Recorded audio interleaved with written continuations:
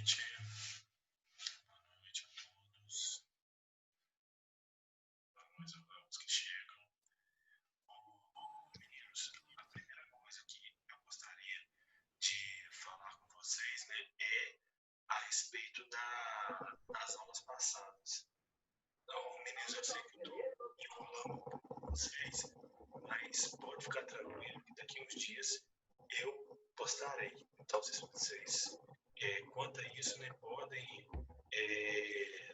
essa semana ainda, sem falta, isso não é promessa de político, né, eu ainda eu vou postar essa aula aí. A primeira coisa que eu gostaria de falar é essa, as aulas passadas. A segunda coisa, né, é começando uma revisão daquilo que nós trabalhamos, né? Em aulas passadas, nós trabalhamos aí com reformas religiosas, voltando mais um pouco com renascimento cultural.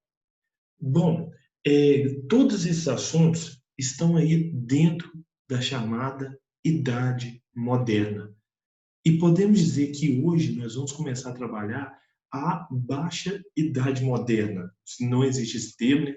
Esse termo está sendo cunhado aí por mim mesmo, para atribuir o que nós veremos e o que muda o mundo e faz com que nós entremos na contemporaneidade, ou seja, né, na idade contemporânea. E desse modo, 3 assuntos essenciais que começaremos a ver hoje. Não terminaremos. Então, desse modo, quais são estes assuntos? Revolução Inglesa, Iluminismo e Revolução Americana. Todos esses 3 assuntos estão interligados. Estão interligados por serem eventos que um influenciou o outro direta ou indiretamente. Um exemplo mais pontual: a forma de colonização praticada nos Estados Unidos está muito ligada à Revolução Inglesa. E por que está ligada à Revolução Inglesa? Porque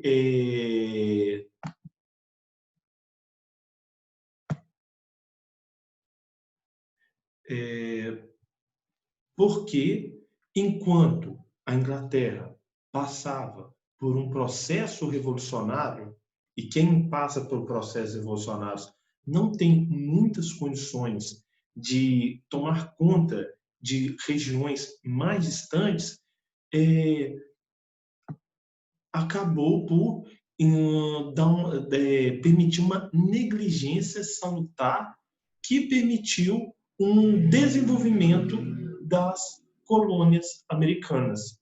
E outro ponto também importantíssimo: temos uma mentalidade diferenciada. Então, comecemos aqui pela Revolução Inglesa.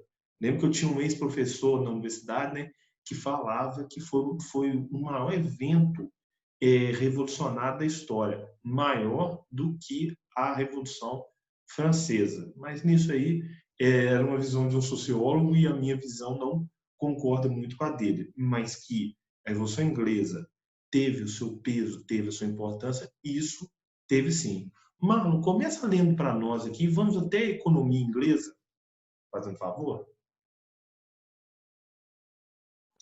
Hein, Flávio, Amador saiu do curso. Ah, tá. Luiz, então começa lendo para nós aqui, vai até economia inglesa, fazendo favor. Economia inglesa? Cadê? Não, na Tá, verdade achei. vai de Revolução Inglesa até economia inglesa. Christopher Hill, no século XVII, é decisivo na história da Inglaterra. É a época que a Idade Média chega ao fim. Consolidação das relações capitalistas e abertura de uma monarquia parlamentar. Consolidação de novos grupos políticos. Ação da burguesia e da pequena nobreza, gentry, por meio de ação parlamentar e desempenho de um papel simbólico dos reis ingleses. O gradativo afastamento da atividade política foi compensado pelo incremento das manifestações públicas na monarquia inglesa. Revolução Inglesa, Revolução Puritana e Revolução Gloriosa, Até Economia aqui. Inglesa. Muitíssimo obrigado. Daqui a pouco eu solicito novamente. Primeiro Por ponto. nada. Christopher Hill, historiador inglês falecido no início dos anos 90, salvo engano. O que ele vem dizer? Ele vem dizer que a Idade Média inglesa chega ao fim. Ou seja, não a Idade Média por completo, nebulosa, da época da castelização, a época, né, da descentralização quase que absoluta, mas resquícios da Idade Média chega ao fim no período revolucionário do século XVII. Resquícios feudais como relação entre nobres e servos, um forte intervencionismo a partir do mercantilismo, o poder absoluto, a primeira casa real europeia que o poder absoluto cai é a casa real inglesa. Então, isso sim, esses elementos fazem, né, que a afirmação do Christopher Hill esteja correta, de que a Inglaterra, no século XVII, tem o fim do seu feudalismo, da sua Idade Média. Lembrando que em cada lugar a Idade Média caiu num tempo diferente. Então, por exemplo, na Inglaterra ela cai aí com as revoluções do século XVII. Na França, ela cai com as revoluções do século XVIII, principalmente com a Revolução Francesa, que veremos mais para frente. E na Rússia, para vocês terem ideia, existiam elementos feudais até a Revolução de Outubro de 1917. Então, ou seja, como eu mesmo falei, em cada lugar com características próprias, com situações peculiares, os resquícios feudais acabam por cair. Outro ponto também, prestem atenção, monarquia parlamentar. O que significa? O rei divide o seu poder com um parlamento. Antes da Revolução Inglesa, como era? Vou colocar no chat aqui. Era um assunto que nós vimos, vale a pena voltar lá na aula, né? A monarquia, vai daqui a pouco, a monarquia absolutista, com concentração de poderes nas mãos dos reis. Agora, a monarquia parlamentar, como a Inglaterra é nos dias de hoje, poder do parlamento de formar o governo e como uma figura de Estado. Meninos, eu não sei se vocês já viram aquela série da Netflix chamada The Crown. Se não viu, quem tem Netflix, logicamente, quem puder ver no tempo hábil e tudo mais, vejam no momento oportuno. Agora, o que essa série tem a ver com essa aula e com o que eu estou falando? Muita coisa. A série, né, conta basicamente a história da Rainha Elizabeth. Cada temporada, uma faixa ali de 10 anos. E eu tirei para acompanhar, que na verdade quem está acompanhando é minha esposa, mas eu tirei para ver também, eu vi um episódio ou outro, vou pegar para maratonar, vamos dizer assim. E meninos, fica muito claro a função da monarquia.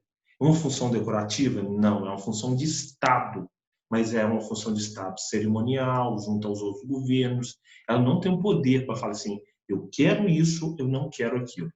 Ela não é a rainha trabalha mais como um símbolo da grandiosidade da Inglaterra, um símbolo respeitável.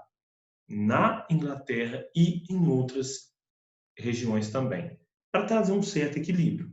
Outro ponto também, né, nós temos a ação da burguesia, ou seja, o pré-ENEM. Temos aqui, né, o termo gentry, que seria, perdão aí o péssimo inglês, que seria cavaleiro, cavaleiro. Ou seja, né, essa burguesia vai tomar ações revolucionárias que nós vamos ver daqui a pouco para tomar o poder político. Então, o que essa burguesia queria? Queria tomar o poder político. E, Luiz, por favor, lê para nós aqui de economia, deixa eu só descendo, economia inglesa até consequências das transformações fundiárias na Inglaterra. Economia inglesa, existência de resquícios feudais e elementos do modo capitalista ainda no início do século XVII. Intensa atividade comercial e forte dependência junto às atividades agrícolas. Transformações capitalistas no mundo rural inglês.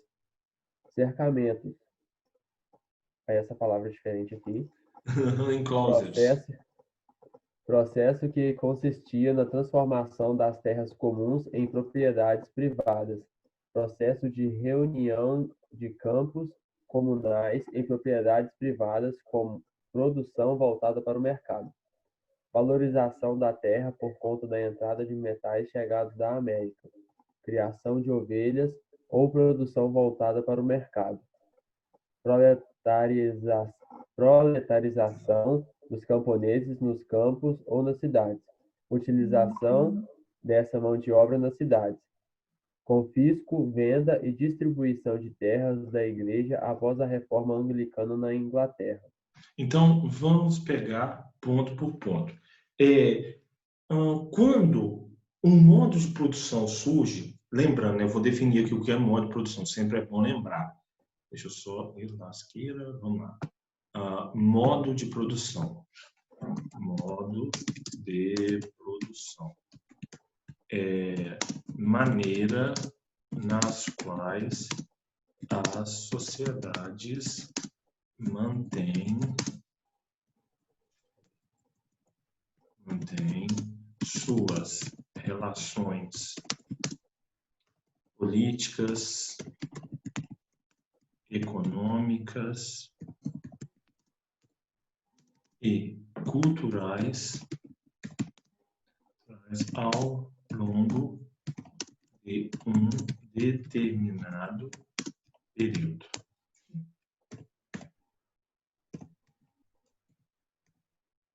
Ao longo de um determinado período. Os modos de produção, segundo, e aí eu estou adotando a teoria marxista, eles surgem, né, no coração da crise do seu antecessor. Então, né, por exemplo, quando o escravismo estava caindo em Roma, dentro do escravismo surgiu o chamado modo de produção feudal. Quando o feudalismo estava ali se desestruturando na Idade Média, surgiu um modo de produção capitalista. E aí os dois convivem, né, por muitos anos. E aí, desse modo, meninos, nós temos, né, o modo de produção coexistindo, ou seja, o que é coexistir? Viver no mesmo espaço, o modo de produção feudal convivendo no mesmo espaço do modo de produção capitalista. E aí o modo de produção feudal já começava a respirar por aparelhos, vamos colocar assim, e o modo de produção capitalista começava a se colocar como hegemônico, dominante. Entretanto, ainda o fato do modo de produção feudal não ter morrido vai fazer com que o modo de produção capitalista seja impedido de crescer mais. Então, isso significa, né? E aí, como fazê-lo crescer mais? Temos, né, medidas, revoluções que acabam por esmagá-lo, que acabam por finalizá-lo. vamos dizer assim. E aí, gente, agora, temos medidas antes desse processo revolucionário de fundamental importância.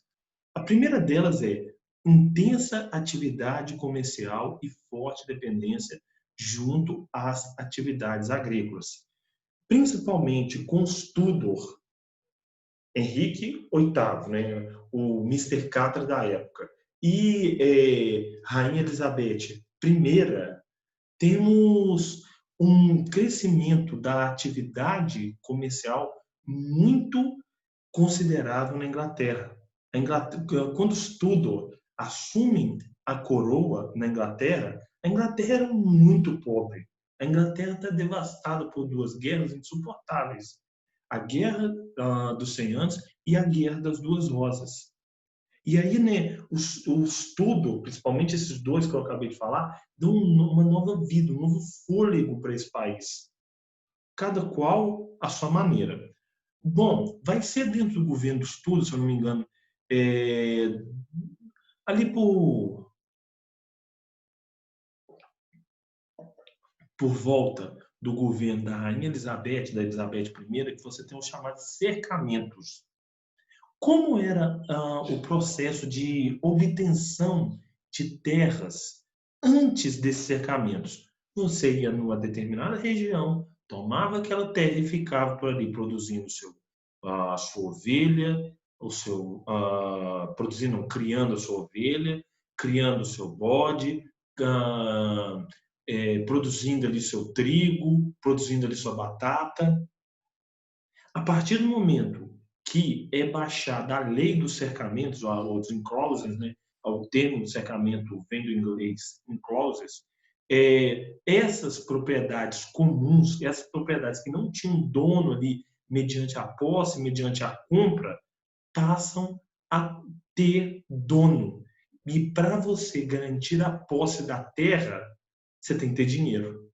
Como a maioria desses camponeses não tinha dinheiro, sobrava para eles ou trabalhar nessas propriedades destes senhores, desses donos da propriedade, ou ir para as cidades, procurar um emprego, procurar melhores condições de vida, ou, um terceiro caso aqui também, ir para a América para construir uma nova vida nas colônias.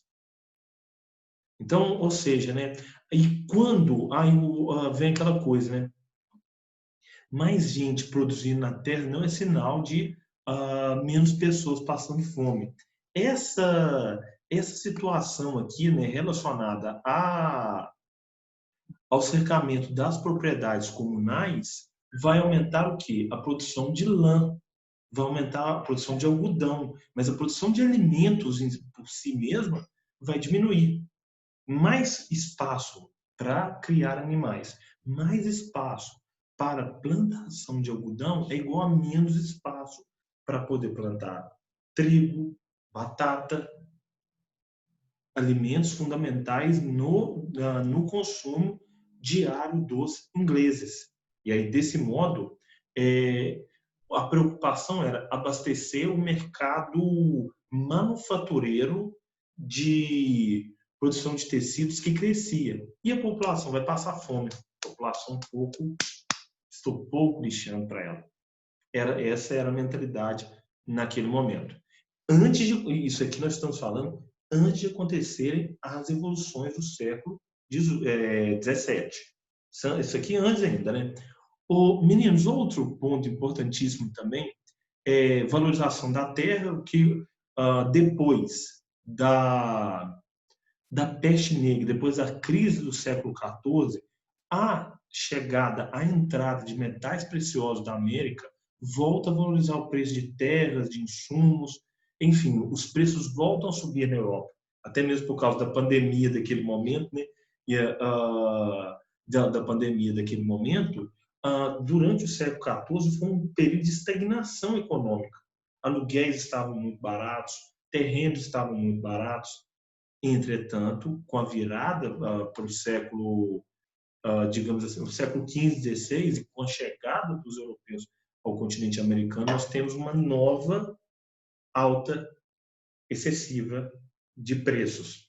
E, meninos, temos também proletarização. O que é o proletário? Aquele que tem na maior riqueza sua prole, os seus filhos, aquilo que só vai colocando no mundo do jeito que eu não preciso falar aqui agora, né? Desse modo, o Brené,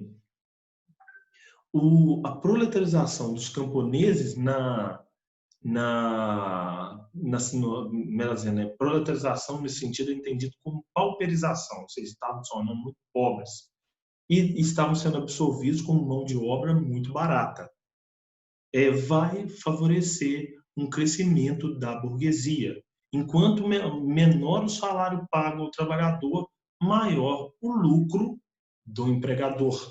Repito, enquanto menor o salário pago ao trabalhador, maior o lucro do empregador. E isso é lógico, gerou cidades sujas, porcas e tudo mais.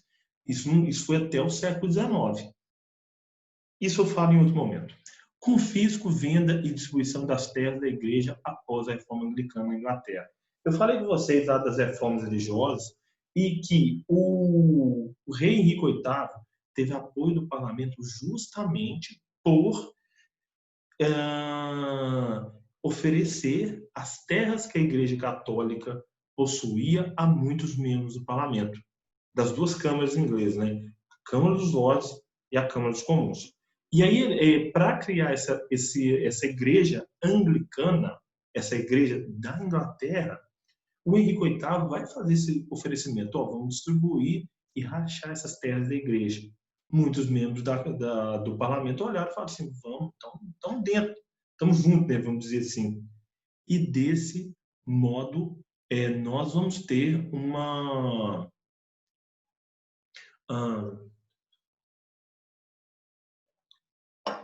um apoio à ação do Henrique VIII por parte de burgueses, nobres, e uma maior fartura de terras dentro do território inglês. Gente, continua para nós aqui fazendo favor, Luiz, e qualquer dúvida, por favor, pergunta, gente. Lê essa parte, né? Consequências das transformações fundiárias na Inglaterra. Toda até o final?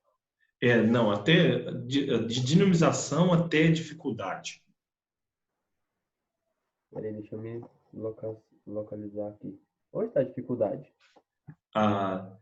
Aqui, ó.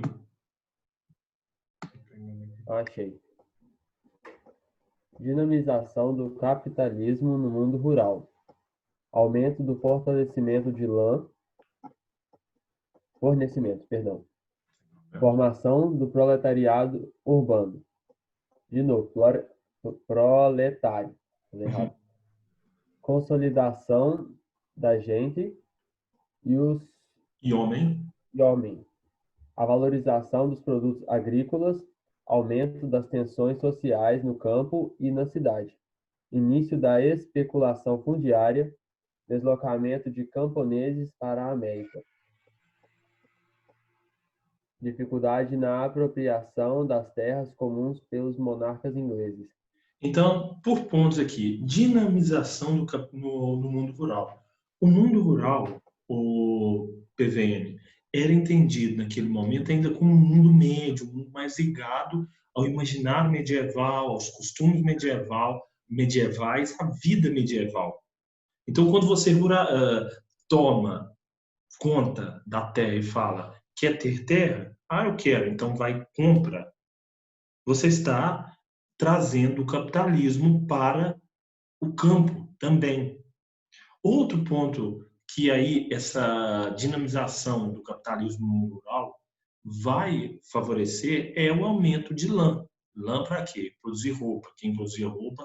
As máquinas das cidades. Mas ainda não é a revolução industrial. Com o aumento da demanda por roupa, calçado e outros bens de consumo, essas máquinas, né, vão ser desenvolvidos estudos que vão aperfeiçoar essas máquinas até levar à produção em série, à produção industrial. Outro ponto importantíssimo é a formação do proletário urbano em condições de vida das piores possíveis, a condição de vida desse proletário que saiu da zona rural e foi para a cidade era aquela mesma que alguém que sai de Manhuaçu com a mão na frente e outra atrás e vai para o Rio de Janeiro. Não vai sobrar para ele o melhor do Rio de Janeiro, vai sobrar para ele um lugar desconfortável, um lugar sem infraestrutura, um lugar que o Estado não chega com asfalto, com luz, com redes, não chega com nada, chega com polícia atirando e fazendo muitas vezes o trabalho dela, de repressão, o trabalho que é ensinado a ela. Então, desse modo, meninos, outro ponto, né, é lógico que isso gera aumento de tensões, o desnível social era muito grande naquele momento, né? Parece que nós estamos falando do Brasil, mas nós estamos falando da Inglaterra, mas lá no século XVII, e também deslocamento de camponês para a América. Teve gente que olhou e falou assim, não, eu vou para as 13 colônias, oportunidade de vida melhor, oportunidade de oportunidade de crescimento. Então, eu estou indo para esse novo lugar. Outro ponto também, né? Dificuldade na apropriação. Por quê? Vamos supor que o sujeito está lá em Londres, que é no centro da Inglaterra. O sujeito, não, o rei ou a rainha estava lá em Londres, no centro da Inglaterra. E você tem uma cidade lá no norte da Inglaterra. Como a autoridade do rei vai chegar lá no norte da Inglaterra? Fica mais difícil. Então, a questão territorial, a questão de repressão, sempre colocava dificuldade nas ações dos monarcas ingleses. Os Tudor ainda conquistaram algum respeito, ainda se viraram. Quando a rainha Elizabeth morre e ela não deixa herdeiros, o que vai acontecer? Nós vamos ter um momento de convulsão social dentro da Inglaterra.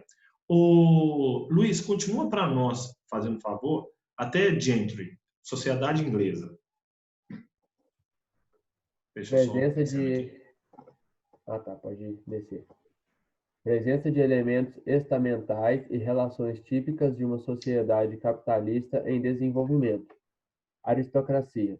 Representantes da alta nobreza, cuja linhagem está associada à Idade Média. Grupo proprietário de terras. Gente. Até aqui. Meninos, o que seria a ordem estamental? Deixa eu colocar aqui. Vou voltar para compartilhamento de tela. Sem querer que eu apertei aqui. Carambolas. Tecnologia. O que seria estamental?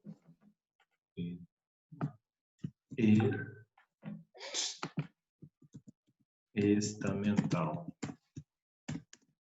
Sociedade de privilégios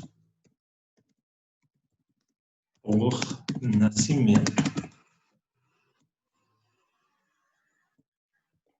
Ou seja, a sua condição social é determinada, né, pelo lugar que você nasceu, não pelo seu esforço, não pelo seu mérito, não por suas conquistas. Então, se você nasceu filho ali de um camponês pobre, o seu destino é ser camponês pobre. Se você nasceu filho de um rei, filho de um nobre importante, o seu destino é seguir os passos dos seus pais, dos seus pais, avós, enfim, da sua linhagem. Está ligado, então, né, a sociedade estamental está ligada aos privilégios de determinada classe. Existiam grupos que fugiam a esse princípio? Sim, a burguesia acabou ascendendo, né, subindo socialmente falando dentro da Inglaterra. Meninos, podem... Luiz, continua para nós aqui, vê a Gentry e... Deixa eu só deixar no esquema aqui. A Gentry e a burguesia.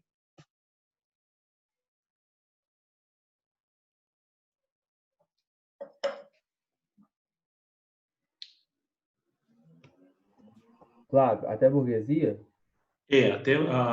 Até trabalhadores urbanos e rurais. Deixa eu só me localizar aqui.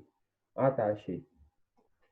Grupo de mentalidade de terras com mentalidade burguesa. Grupo proprietário de terras e não de títulos. Dedicação à produção de lã para as manufaturas inglesas. Grupo fundamental para a eclosão do processo revolucionário. Burguesia. Alta burguesia, uso de monopólios e concessões exclusivas concedidas pela coroa inglesa. Grupo inicialmente favorável à monarquia, por não querer perder seus privilégios. Defesa da redução dos poderes reais. Então, até aqui. Então, primeiro ponto, gentry. Seriam os pequenos proprietários de terras, ou até mesmo em alguns casos da gentry, seriam os grandes proprietários de terra. Elas tinham a terra, mas elas não tinham o título. Ou seja, eles não foram acostumados ali com riqueza, luxo, cerimônias, proximidade ao rei. Como o próprio Luiz acabou de ler, eles tinham mentalidade burguesa. E qual é a mentalidade burguesa? Dinheiro acima de tudo, dinheiro acima de todos. Então essa é, como diz o ditado, vende a mãe e manda entregar. Essa é a ideia do burguês. O burguês ganha dinheiro mesmo, mas ganha dinheiro como, né? Pelo menos o burguês honesto, a partir do trabalho, a partir da produção. E a gentry, né, não era a nobreza, era um grupo proprietário, mas de mentalidade capitalista. Ao contrário da a nobreza de linhagem antiga, que não tinha essa ideia do trabalho, né?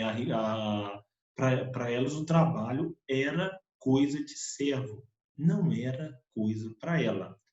Outro ponto, né? Então, a gentry tinha uma mentalidade parecida com a burguesia, principalmente com a alta burguesia. De certo modo, a alta burguesia foi altamente, mas foi altamente mesmo, ajudada, foi altamente beneficiada pelas atitudes dos Tudor. A, a criação da Igreja Anglicana, com um ato de supremacia, né, que pegava as terras da Igreja Católica, e as resistências da Rainha Elizabeth junto aos ataques espanhóis ajudaram demais a este grupo. Então, desse modo, esse grupo já estava se consolidando, mas ainda não tinha o poder político. Ainda determinadas amarras do poder político impediam o maior crescimento da burguesia. Logo, ela vai defender a redução dos poderes reais. Qual era a proposta? Ela entrar no governo e, a partir deste momento, ela, burguesia, passa a tomar as atitudes políticas também, porque no controle econômico ela já está forte, se impregnando na sociedade inglesa já desde a época do 16.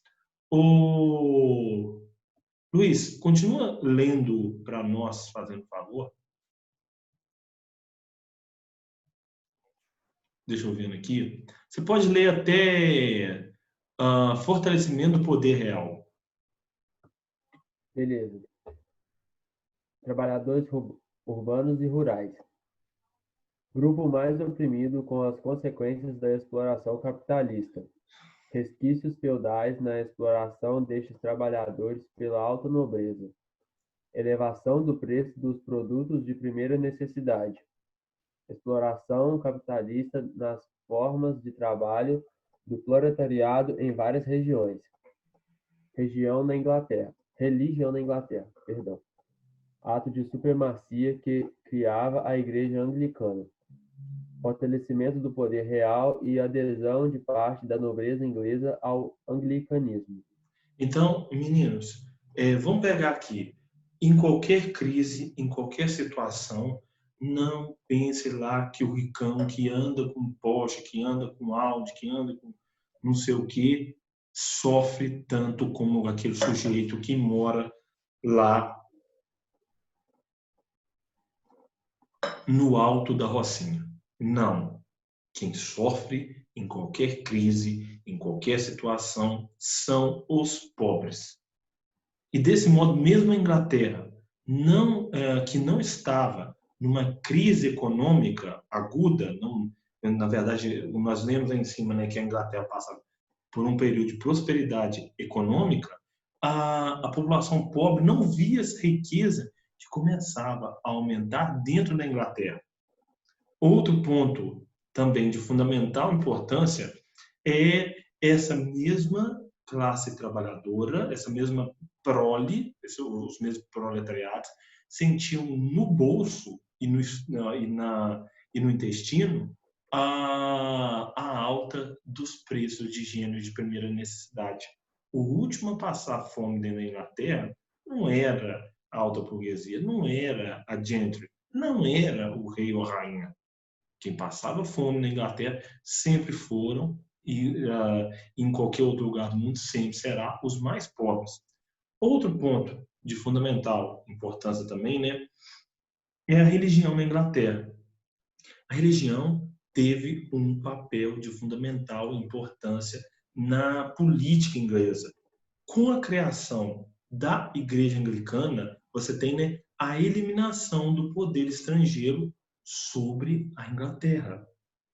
O que significa, né? O Papa não mandava nada dentro da Inglaterra. Não tinha, a partir do ato de supremacia, ele não tinha mais tese, ele não tinha mais templos, ele não tinha mais nem o poder de entrar lá sem ser convidado pelo rei ou pela rainha. Outro ponto significativo, né? Já na nobreza inglesa, né?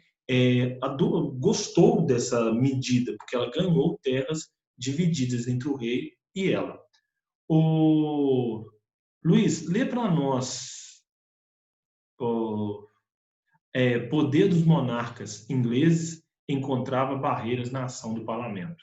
Até expansão significativa do calvinismo na Inglaterra, até poder dos monarcas ingleses encontrava barreiras na ação do parlamento. Expansão significativa do calvinismo na Inglaterra. Os presbiterianos acreditavam na atuação de líderes religiosos e não religiosos na condução dos interesses da comunidade. Os puritanos defendiam a formação de comunidades com menor controle, nas quais o fiel poderia assumir as funções de pregador e pudesse purificar ainda mais a igreja. Perseguição aos puritanos por parte da coroa política inglesa.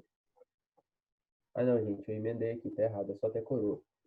Política inglesa. Poder dos monarcas ingleses encontrava barreiras na ação do parlamento. Limites ao poder real, apesar de muitas vezes o poder parlamentar ser apenas nominal. Até aqui. Gente, vamos lá então, pelo seguinte, né? Antes que o tempo acabe. Não, mas aí vocês abram outro chat, viu?